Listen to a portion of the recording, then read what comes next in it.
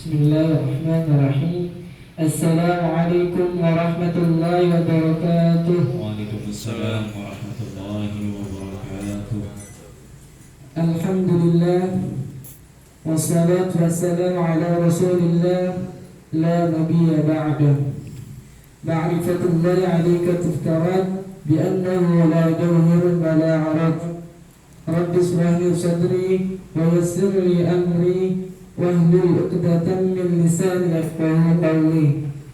Jarif wala khittatun 'arifan ihdinas shiratal mustaqim. Amma ba'd. Yang saya hormati abang kita bersama, Abang Lukman, semoga Allah menjaga beliau dan keluarga beliau. Amin. Dan teman-temanku yang insyaallah, dan teman-temanku yang berbahagia, pada kesempatan yang berbahagia ini, insyaallah saya akan membawakan sepatah dua patah kata yang insyaallah bermanfaat buat kita semua. Sudah sepatutnya kita sebagai penuntut ilmu untuk bersemangat dalam mencari ilmu. Kenapa? Karena di luar sana banyak yang menginginkan seperti kita, bisa belajar ilmu, bisa mempelajari ilmu kepada orang terpercaya. Tapi apa? Mungkin karena ekonominya atau karena fisiknya, yang sehingga mereka ini tidak bisa untuk pergi menuntut ilmu. Dan orang yang menuntut ilmu itu ditinggikan derajatnya oleh Allah Subhanahu wa taala. Sebagaimana Allah Subhanahu wa taala berfirman dalam surah Al-Mujadalah, A'udzu billahi minasyaitonir rajim. Yarfa'illahu alladhina amanu minkum walladhina utul ilma darajat.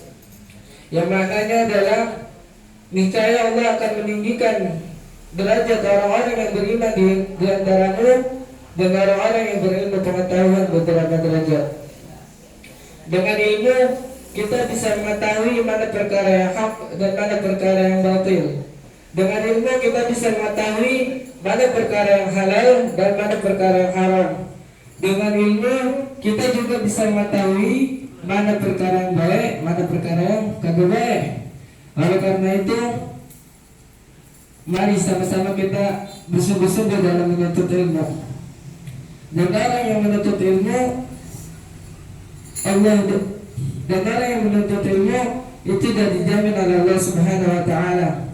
Sebagaimana yang disabdakan oleh Nabi, "Man kharaja fi talabil ilmi kayfa fi sabilillah hatta yarji'." Barang siapa yang keluar untuk mempelajari ilmu, maka dia dalam keadaan fi sabilillah hatta yarji', sampai dia kembali. Dan dalam hadis yang lain, Rasulullah juga memberi kabar gembira kepada orang yang menuntut ilmu. Sebagaimana sabda beliau kepada salah seorang sahabatnya yang bernama Abu Dzar. Rasulullah bersabda, "Ya Abu Dzar, la an tamdiya fatata'allama al-aya min kitabillah khairun laka min an tusalliya mi'ata raka'ah." Wahai Abu Dzar, jika engkau pergi untuk menuntut ilmu, jika engkau pergi untuk mempelajari satu ayat dari Al-Quran, apa kata Rasulullah? Khairun laka min an tusalliya mi'ata raka'ah. Itu lebih baik bagimu dibandingkan kau salat sunnah 100 rakaat. Kemudian Rasulullah melanjutkan sabdanya, "Wala antamdu'a fatata'allama baban minal ilm khairun laka min an tusalliya alfa raka'ah." Jika engkau pergi untuk mempelajari satu bab dari bab ilmu agama, apa kata Rasulullah? Khairun laka min an tusalliya alfa raka'ah. Lebih baik bagimu, lebih baik untukmu daripada engkau melakukan salat sunnah 1000 rakaat. Ya, salat sunnah di sini, salat sunnah seperti apa? Salat sunnah di sini, salat sunnah yang kayak gimana tuh? Salat sunnah di sini adalah salat sunnah yang syaratnya, rukunnya, yang bisa dibilang itu salatnya itu sempurna. Tapi apa kata Rasulullah?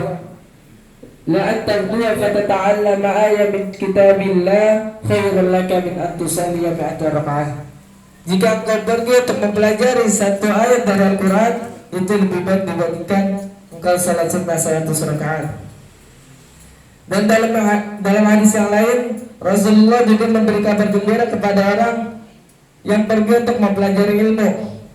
Sebagaimana Rasulullah sallallahu alaihi wasallam bersabda, "Man salaka tariqan yaltamisu fihi ilma, sahalallahu lahu tariqan ilal jannah." Barang siapa yang pergi untuk mempelajari ilmu, maka Allah memudahkan baginya jalan menuju surga.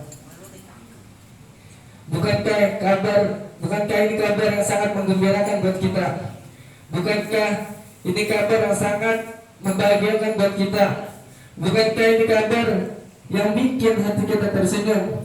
Oleh karena itu, bersemangatlah dalam menuntut ilmu, jangan bermalas-malasan, karena penyesalan datang bagi orang yang bermalas-malasan. Mungkin hari ini yang bisa saya sampaikan, kurang lebihnya mohon maaf.